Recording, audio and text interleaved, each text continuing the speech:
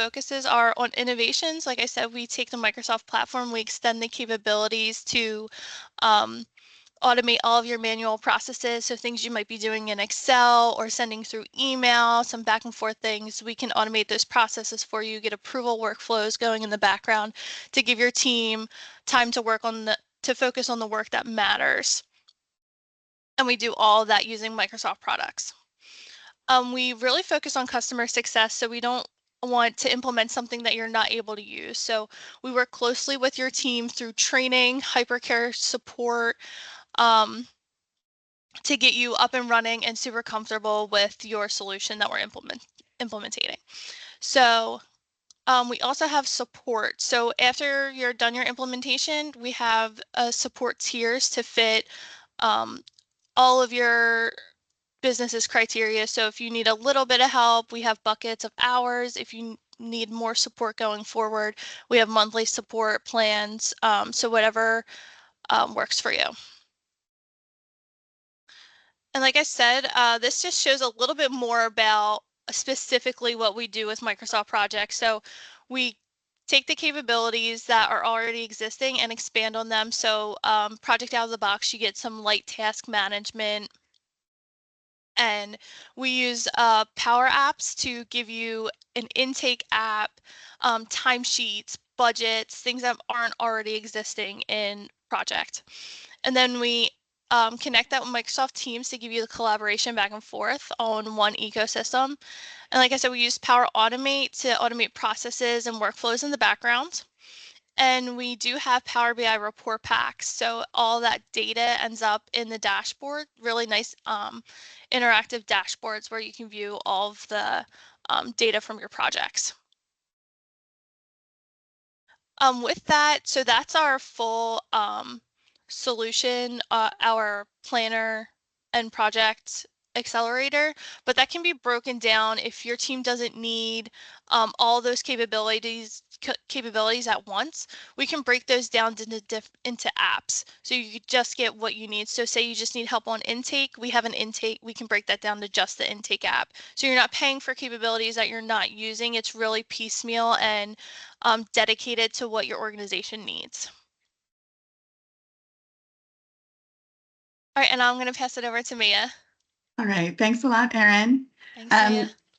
So I'm Mia. I'm one of the solution architects here at Marquee360, and I typically work with our customers throughout the project lifecycle with demos like this one, but also requirements gathering, configuration, training, and then also support.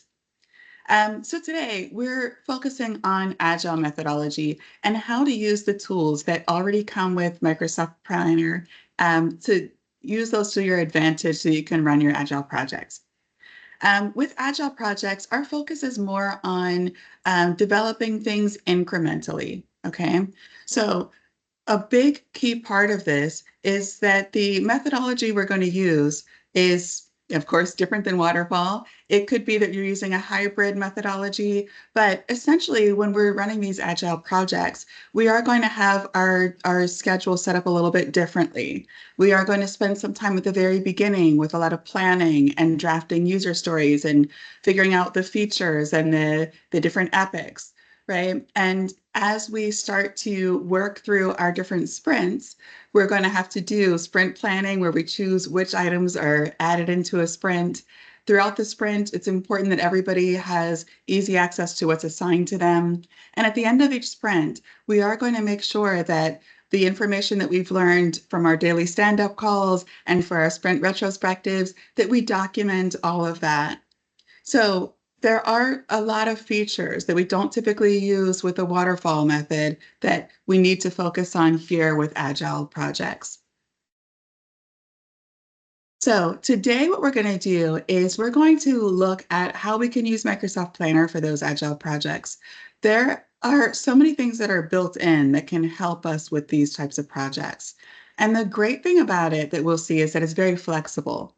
So I'm sure if we talk with everybody that's on the call now about how exactly you run your Agile projects, you might all have slightly different answers. You might be using different tools. You might use t-shirt sizes. Some others might measure things in different ways. Whatever your way is, there's a way to adapt Planner to fit that. So we'll look at that. We're also going to look at how we have our backlog and then what we can do to prioritize that backlog and choose what goes into each sprint. And then we're also going to look at some visuals that'll help us through our sprints and through our entire project to let us know how things are going. With that, let's go ahead and start the demo portion of things. I'm going to switch over to my browser, which we'll see in a moment. And right now, I'm showing the Microsoft 365 homepage. I plan to today kind of cover 3 different ways that you could run Agile projects. One is the first way that we'll look at is if you are mostly focused on tasks and task management. So if we are going to start a new Agile project and we are solely focused on the task portion of things, we can use Project for the Web or Planner out of the box. Okay, so we'll look at that first. And then we'll take it one level higher. If we need to also collect project information, how are we going to collect that along with our Agile project and the tasks that we're including? So that's the second level we'll look at. And then finally, at the end, we'll talk about integrations. You may have development teams that are using tools like Jira or ServiceNow. We can integrate with those so that you get all of the information from the dev team that you need syncing into your schedule. And then you also get all the project information that you need for reporting and for tracking your sprint retrospective feedback and all of that. So with that said, we're going to start out looking at out of the box Microsoft Planner.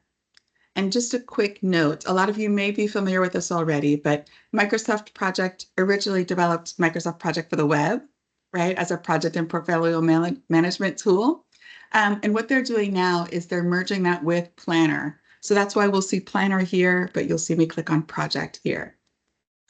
They're phasing this rollout, and at the end of it, there will just be Microsoft Planner instead of Project for the Web.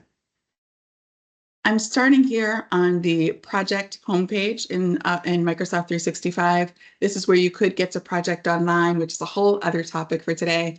And then here, I'm going to start a brand new Planner project.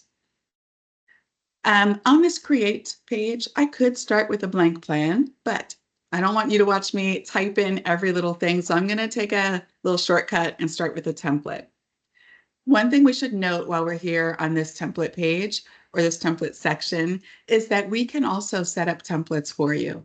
So if you always have the same fields for your Agile projects, maybe you always are going to have a choice field for t-shirt size, right? Maybe we can set that up as part of your template so that you're always starting out with the same information and you don't need to redo the same things for every project. This is not one of our templates that I'm opening now. It's one that comes from Microsoft, but it will give us an idea of what we can start, how we can start, and how quick and easy it is to start a project like this. All right, so we've got the project created. The only thing left to do is to personalize it a little bit. We're going to update the name here so it's not just using the template name.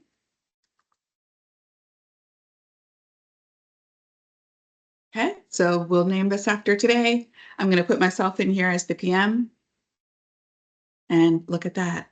As simple as that was, we have a project created already. So we've got our project here. I'm the project manager for this project. And if we look over into the main content area, you'll see there are some views that are set up. We'll take a look at these views and talk about how they can help us with our Agile projects. And notice here that there are some sprints that are already set up. This template creates a sprint 0, which is where you'll have your tasks that aren't really sprint specific. So drafting our user stories in the very beginning, right? Grooming those for the highest value items. Those are 2 steps that we're going to take right now, but they're part of the sprint 0 for us. And what we essentially do with these sprints is we get to define them. So let's say that for us, sprint 0 is going to be today, and I'm going to make this very short. We'll say we'll make it today and tomorrow. And then our sprint 1, we're going to make that start on Monday. And then we'll say that we're going to have a 1-week sprint. So this will end on Friday the 21st. So just like that, we've already got sprint 0 and sprint 1 defined. And you'll see that there are tasks in the backlog.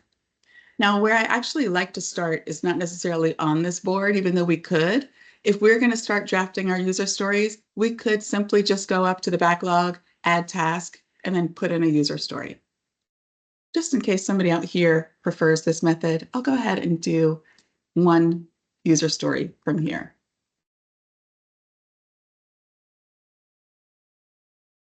All right, so there it is, our user story from the board view, okay? I do want to make sure we go over to the grid view because it is a nice place to start, right? It has a very clear view of the tasks that already exist in the project. With this grid view, it is exactly what it sounds like, right? It's a grid with the task names and then different columns that we can use to enter information into. So right now, this view has these 3 or 4 columns. If we want to add columns, there are several that are preset by the software itself. So we've got all these columns that we could add. Notice that there's a column for sprint, right? We can add our start date if we want to. We can also create our own new field. So here, I'm going to create this new field, and I'm going to create a choice field to represent the t-shirt sizes. So I'm going to name this field t-shirt size. And then our options, I'm going to put NA because we already know we have some tasks in here that aren't necessarily related to a sprint. So all of our sprint 0 tasks. I'm going to name this just really quickly. We'll put small, medium, and then I'll add a choice and put large in here. Right? So the flexibility of being able to create our own field like this is really great. It means that we're not stuck having to adjust to somebody else's methodology or somebody else's way of running these projects. We can set those terms ourselves. So back over to our list of tasks. We can see I've got user story 1 here, user story 2. If I click on add new task, I can easily start to add some new user stories.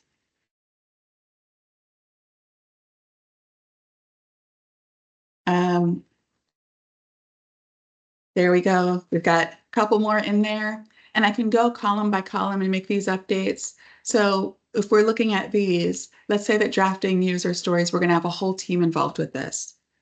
Right now, when I click in the assign to column, it recognizes that I'm on the team since I'm the project manager. So I'll keep myself assigned to this. But let's say I also want to assign a couple of other people like Aaron.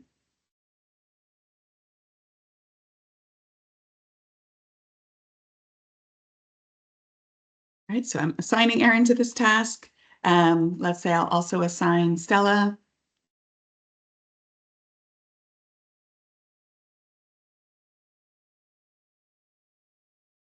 I'm going to assign Charlene as well. So I've got a couple of people from the Marquee 360 team that I'm assigning here. And let's just say, for the sake of today, that this is our project team. Let's pretend like we've got everybody here, right? We've got the Scrum Master, we've got a developer, let's say we have a QA person, right? We've got these people represented, at least by these. And then what we can do with these different tasks is we can go ahead and assign whomever we need to. Right? We could go row by row, but I'd also want to show a little bit of a quicker way to do this in a couple of minutes. So we'll hold off for a little bit. With these, we can also go through here and set our start dates, right? So when all these are supposed to begin. So it's pretty easy to work our way down through these. With our user stories, maybe we do want to go ahead and start to assign some of the t-shirt sizes and things now, but we can choose what view we prefer to do this in. One other thing that's nice about this view, if you find that you've got so many tasks that it takes a while to go row by row and column by column, if you hover over a task, you'll see that there's this little button here that you can click on, and that opens up this details pane over on the right side. From here, I can update all the details. So here we can see that there's a label attached here. If you're used to Planner, then you'll be used to these labels. In this scenario, this label, I think, came with this template, so I didn't have to set it up. But what we can do here is mark these based on what part of the project they're representing. I can add notes here too. So this might be a note about the task, something that the person that's assigned to this needs to know to complete this. Just really quickly, I should make a couple, at least one other label.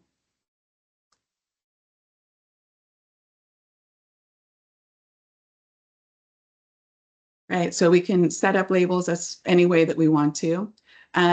We could also set our start date and finish dates here, our duration, the priority. This is going to be a key part for Agile projects. We'll want to make sure that when we're thinking about what to bring into a sprint, that we're thinking about the priority of this task and what it means to us and our project overall. So let's say this one's important. I could assign this to a sprint now, right? But I'll look at a more fun way to do that in a couple minutes on the next view. Our custom field also displays here. So we could put a t-shirt size in here right now. We could add dependencies, attachments. There are goals that we can track as well. So all the information we need for this task is here. All right. Hey, So Mia. yes. Sorry, we have a question. Oh, So with great. the custom columns, can you report Um, on those in Power BI? Oh, so these, you can't really report on these at this time. If there is something that you want to track that you want to show in Power BI, maybe what we need to do is set up something other than the custom column that will allow you to track it. All right, so there are a couple of ways to track information related to these tasks and the projects. So we'll have to look into that. Thanks, Mia. Sure. All right, I'm going to go over to the board view. And in the board view, remember we saw this at the very beginning. The board view is all about grouping and how we want to see these tasks. So let's say that we are thinking about what tasks we want to add into a sprint or what tasks we have in our backlog right now and how we need to define those. So if we change our grouping, we can group by bucket. And if we are grouping based on these buckets, right, and the buckets can be anything we want, we could add more buckets here. These just happen to be the buckets that come with the template. We can say that for development, we have some more of these user stories here. So we can just drag and drop these, right, to assign them to different categories. And this can help us when we're prioritizing these later on and thinking about what should add into a sprint. If we group by labels, right? These labels, if they're going to help us to define these tasks, we can go ahead and do the same thing, right? We can drag and drop these so that they show along with a certain label. We can also do the same with priority. If we have a whole bunch of tasks and we need to make sure that they all have the right priorities, we can do that easily by dragging and dropping. In the grid view, we definitely could have added a column or opened up the task and added these, but it's a little quicker to kind of view these and then assign the priorities this way. Okay, so the default's going to be medium and then we can update as needed. We might also have different goals for a project, right? So let's say that one of our goals for this project will be to update the UI.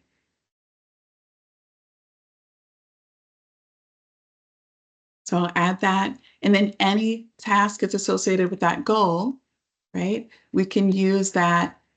We can drag and drop to set that up. If we have other goals, maybe we have something that is a goal that we finish by a certain date, right? And maybe we have a couple of those. We can add those goals in here and track our tasks that way. So now when we want to build our sprint, if we group by sprint again, right? We're seeing the backlog, sprint 0, which is our planning tasks, and then sprint 1. What we can do is we can start to use our filters to zero in on specific tasks. Let's say that as we're building out this sprint, one of the first things that we want to do is make sure that we evaluate the high priority tasks. If there are tasks that are urgent, we don't want to, leave them sitting there while we're planning to do other things that are less important. So if I add these filters here for important and urgent, now I can see which tasks have those designations. There's a visual indicator here in the bottom of the cards, right? And I could also open up a card and see more of the details. But with this filter option, it allows me to now see in the backlog, these are my urgent and high priority tasks or important tasks. And then if we want to move these over, let's say that user story 1 definitely has to be done here, right? we might evaluate this and say that our first round of user testing is going to be important, but we're not going to do that quite yet. So we can use this part. We can clear these filters at any time. As part of our sprint planning, we might also be interested to see, what bucket something is in. We want to pick out some design tasks, right? And we can overlap these filters. We can use the labels for these. So it's a way of kind of slicing and dicing that backlog to make sure that you're getting everything that has a priority or a label that you're interested in bringing into that sprint. We could also do it by t-shirt size, right? So if we have a little bit of time left, maybe we want to just filter by t-shirt size so that we're looking at what we can fit into that sprint. So this is more from the project planning perspective, right? But equally important is the task perspective, right? Now we've planned our sprints, our first sprint at least, let's say, and with these other views, we can use the timeline view to kind of see visually where these things land on the calendar. Charts will let us know how we're doing with these tasks as we're moving forward. So the filters are always here. If we're in the middle of sprint one or near the end and we were wondering if we're on track, we can use these filters so that we can make sure that we're just focusing on that first sprint, right? There is a people view too, so we can use this in a couple of different ways. If we need to assign tasks, right? This is one way that we could assign tasks. Maybe we would have done this a little bit earlier in our pretend process here, but we can assign tasks pretty easily with this whole drag and drop method.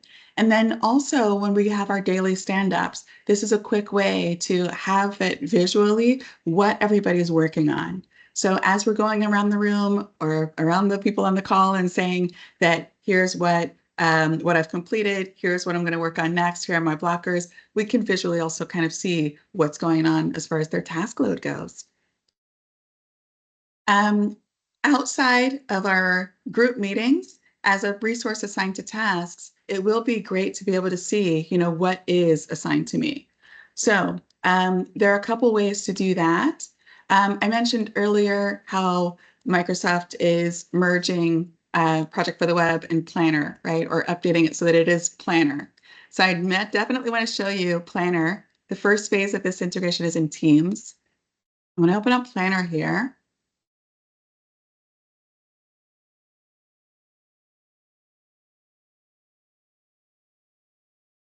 What we'll see is a couple of things, right? We'll see a list of my plans, right? So we can see that includes the plan that we were updating today. So I can update this plan the same way I did in the browser earlier here.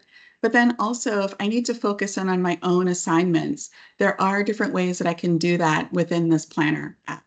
So everything we saw earlier, the different views, those are all here. I can search, I can use a filter, and honestly, if I'm coming in this way, I'm usually filtering it. So I'm just looking at my tasks. And that way I can make sure that I'm on top of those tasks and updating them appropriately. So with this, the great part about it is that if I go over to my tasks, not only am I seeing the tasks from the project, I'm also seeing my flagged emails, which I tend to flag a fair amount of those just to come back to later on. But I'm seeing those all here along with my assigned tasks and my self-assigned private tasks.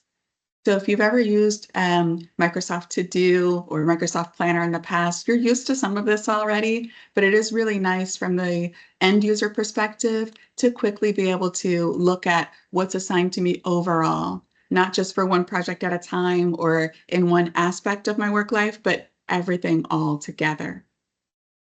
Right. And then taking that whole part one step farther, if I go over to Outlook, then here with the To-Do app, I can also see, these tasks that have been assigned to me, right? Along with my flagged emails and my personal tasks. So all of these things are coming together in places that we spend the most time. right? We're in teams a lot to collaborate with everybody and send messages and all that stuff. And then, of course, we're in our email inboxes a lot too. So those places that we go to a lot have these tasks front and center for us. So it's really easy to make sure that you're on top of things. All right. So that was kind of level one, right? If we're mostly focusing on the task aspect of things. But a lot of times we'll find that in addition to just tracking the tasks, we also need to track some project information, right? Maybe we want to make sure that we're capturing information about what portfolio this fits into or what program this fits into. We might want to see some data that rolls up and shows in reports.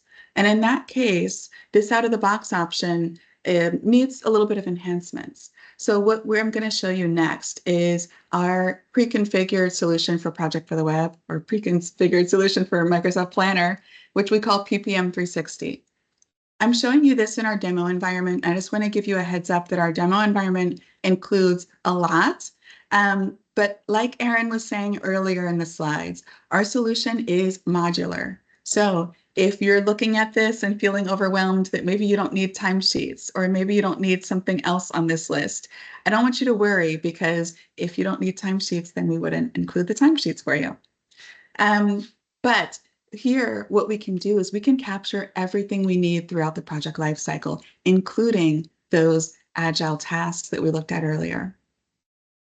With this, with our PPM 360 app, a lot of times we have people that start their project lifecycle with a project request.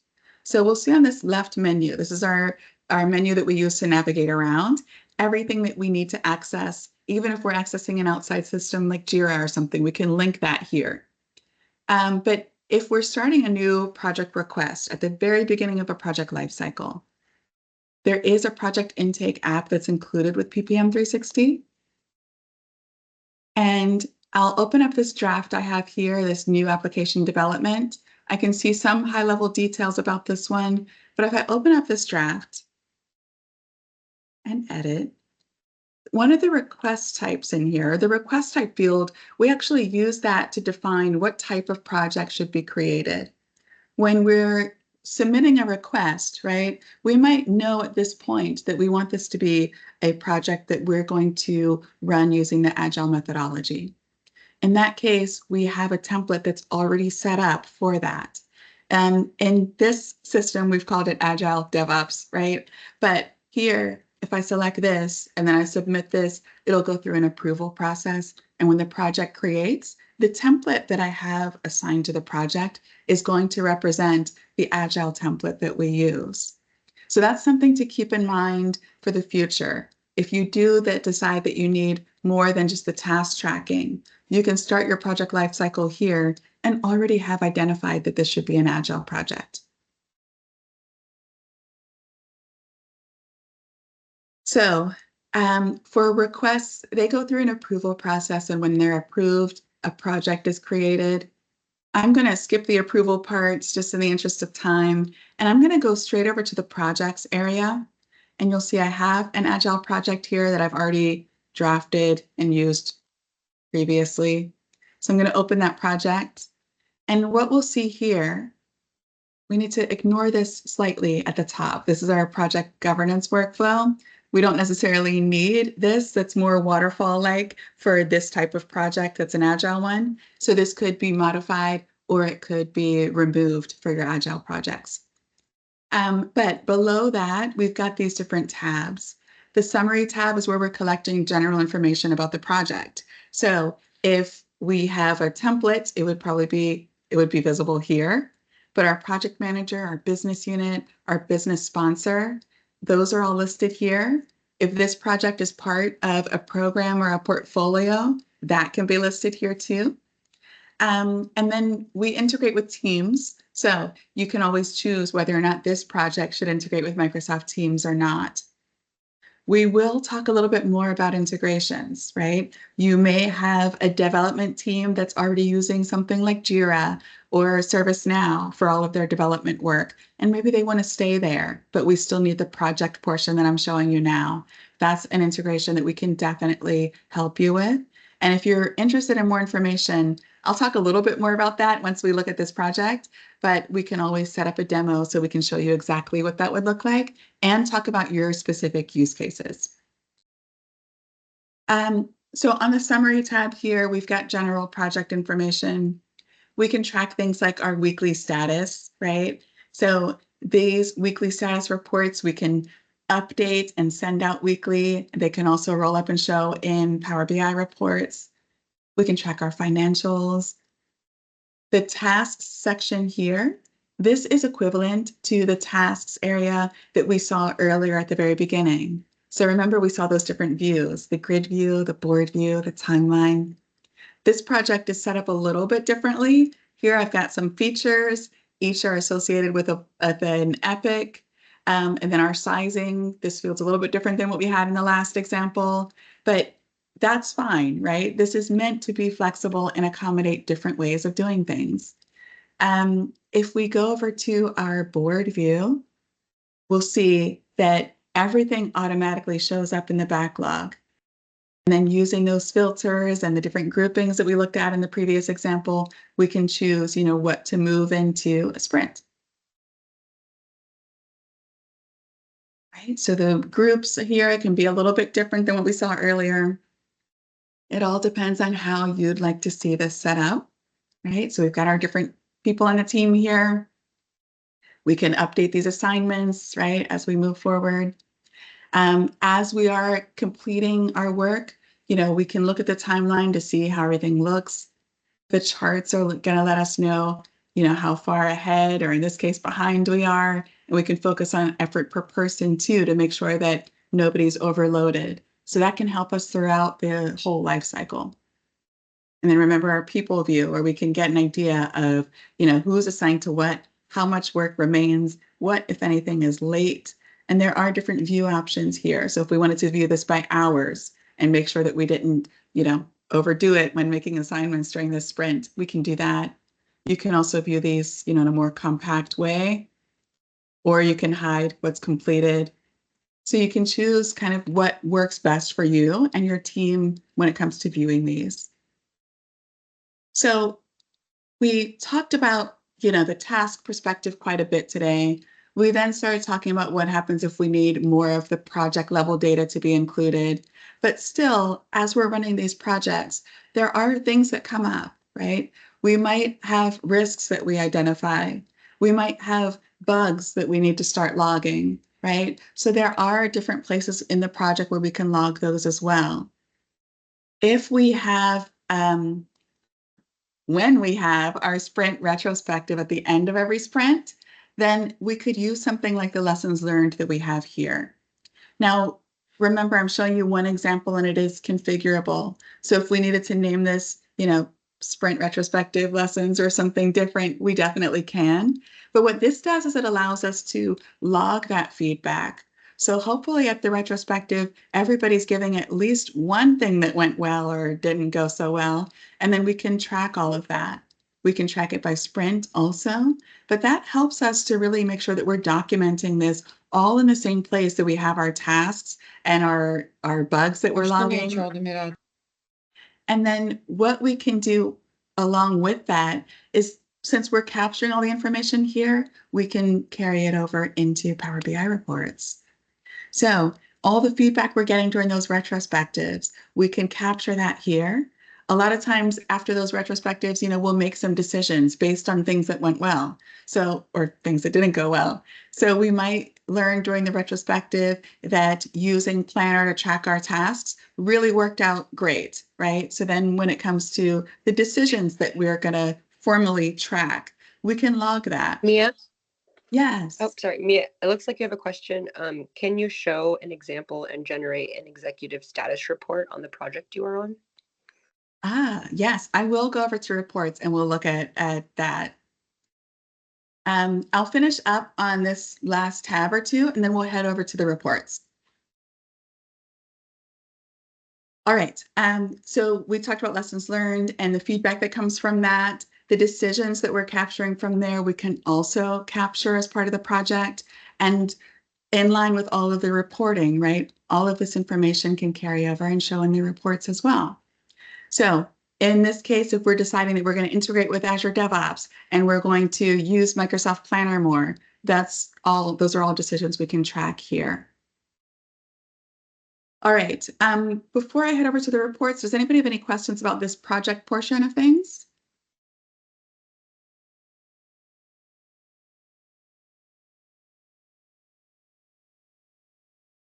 Yeah, can you see all this stuff through the phone as well and manage it? Oh, yes, such a good point. And I did mean to bring that up. And it's a really good point also because, when we're looking at the board view and we're moving things from one column to another, that's really easy when we're looking at a mobile app. So yes, you can see these on the mobile app, also the reports as well.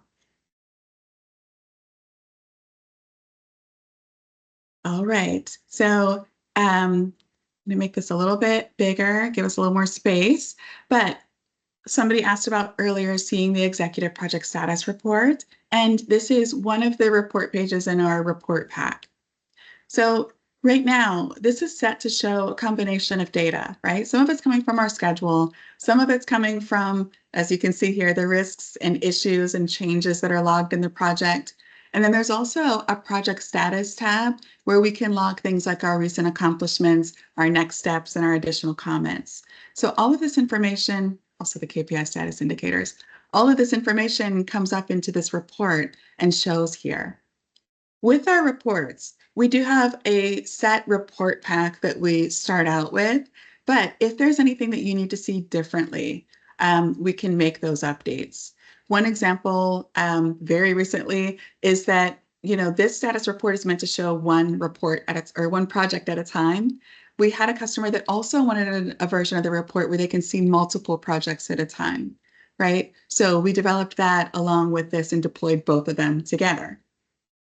While we're looking at the report pack, I do just want to give a quick overview. It looks like we have enough time, so I'll try to squeeze some of this in. With the report pack, there are different pages that focus on different aspects of our project data. So the request dashboard is all related to those project requests. Remember, I showed the requests earlier and showed that at that early stage, we could choose if we're starting a project that's agile or maybe a project that needs more of a standard waterfall template. So here, all of the information about the requests rolls up into this one report. There are several reports that are at the portfolio level, so we can track the health of the items in our portfolio. The dashboard is more general information about the projects in our portfolio. And the timeline is, when things are planned to happen. Our milestones also roll up into the portfolio reports. There's a program level report as well. And the project level reports include that status report. There's also a risk dashboard, an issues dashboard. So if we are logging those bugs as issues, we could see those here. Same with changes. There are resource level reports as well. So if we are planning, who's going to be on our project team, this can give us a lot of good information about availability. Looks like I have this one already filtered so that we can see my name here, and then we can see what projects I'm assigned to during this time period, and then what tasks. So if I'm looking to see who's available to work on something, reports like this can give us a lot of insight there. Same with the resource availability. This is where the heat map is. So here visually, we can tell really quickly, who might be available, but also make sure that we don't have anybody that's over allocated. I want to go back over to our project and talk a little bit about integrations. Mia, we did have 2 questions on the reports. Oh, really quick okay. before we switch over. All right. The first one is, can the report calculate and display metrics like SPI schedule performance index and cost performance index from project? Definitely, yes. So as a general rule, right, as long as we're capturing the information on a project, we can have that show in reports, but then also we can calculate values too. Awesome. And the second one was, you can make changes, updates to the report template. Are these reports user editable? So Once we deploy them, they do belong completely to you. So you could go ahead and make any changes you want to those reports. Now, there is, it's not just any end user, right? Like a team member wouldn't be able to go ahead and make a lot of those updates, but you as an organization and the people that are familiar with Power BI would definitely be able to make updates. Did that answer those two questions? I think we got them. And then there was a third one that came in while you were answering. What level of project management maturity would you say collecting project information across the org for dashboard reporting and integrations involves? So it varies, right? And part of what is important when considering something like this is your current level of maturity, right? When we're looking at this, we're seeing all these different tabs, and it is a lot of information. Part of what we try to work with you on when we're doing requirements gathering, and even before that, when we're demoing, is talking about what you think would be ideal for your team to adopt, right? So if we need to keep it more general, right, we can definitely do that. And we have other versions of this also that are lighter. So for example, right, instead of having all of those tabs across the top, if there are a few tabs that you want to zero in on, we can set this up so that you have more of that focus, right? And that way, the other thing that we do is talk with you about what fields you want to see here. So it's meant to match your current maturity level, but then also it's meant to grow along with you. So as you get used to one part and you want to increase functionality or add something else, you'll be able to do that. And some of that, we can do with you. We do offer support contracts where we can do work like that. But then also, it might be that you've got people on your team, and this is happening more and more lately, right? That Power Apps is more accessible, more and more people are learning how to use it. It might be that your team wants to have, the initial deployment and then take care of those updates. So then we might come in just to give advice or something like that. But the whole takeaway here is that everything is very flexible, but also scalable.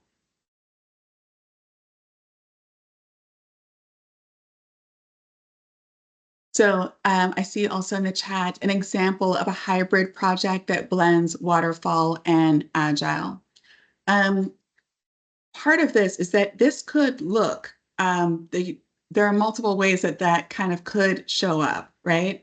As far as an example that's set up for us to look at right now, it is kind of, what we have in here. We can have a project that is a hybrid, right, between the waterfall and agile. And then when we're making our customizations to our tasks area, we keep that in mind and run our project that way, right? So it allows us to be as agile as we want to be and in the way we want to be. Part of what I want to make sure that we talk about too are the integrations that are possible if you have a dev team that's using another application, right? So if your dev team is using Jira and we want to keep them in Jira, what we can do is set up an integration so that those Jira tasks carry over into the tasks section here. A template, like we talked about earlier, is still possible in that scenario, right? What we would do is talk with you about what that mapping looks like.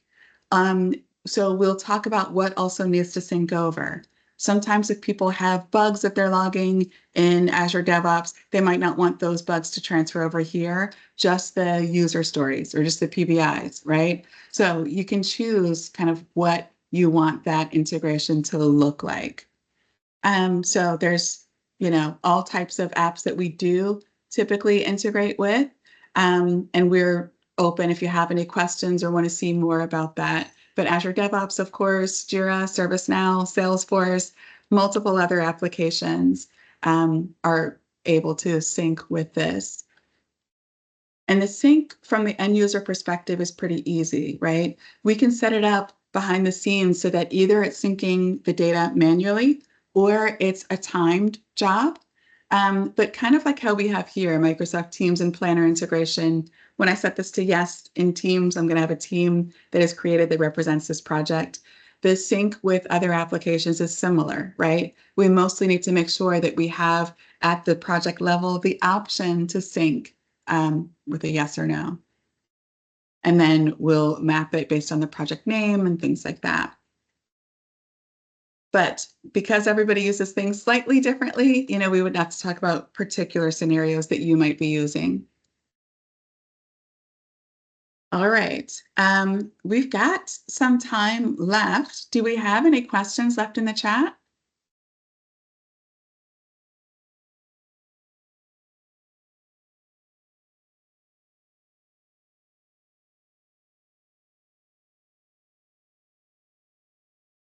I see a question in the chat about PMI PDUs, and I think what we'll do is let Erin and a member of our sales team get back to you about that part.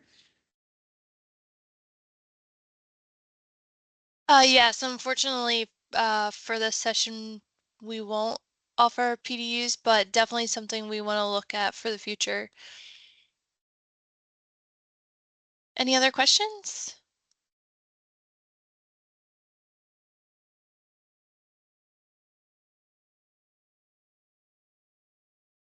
All right, well, thank you everybody for all the previous questions. Stephen, you have a question?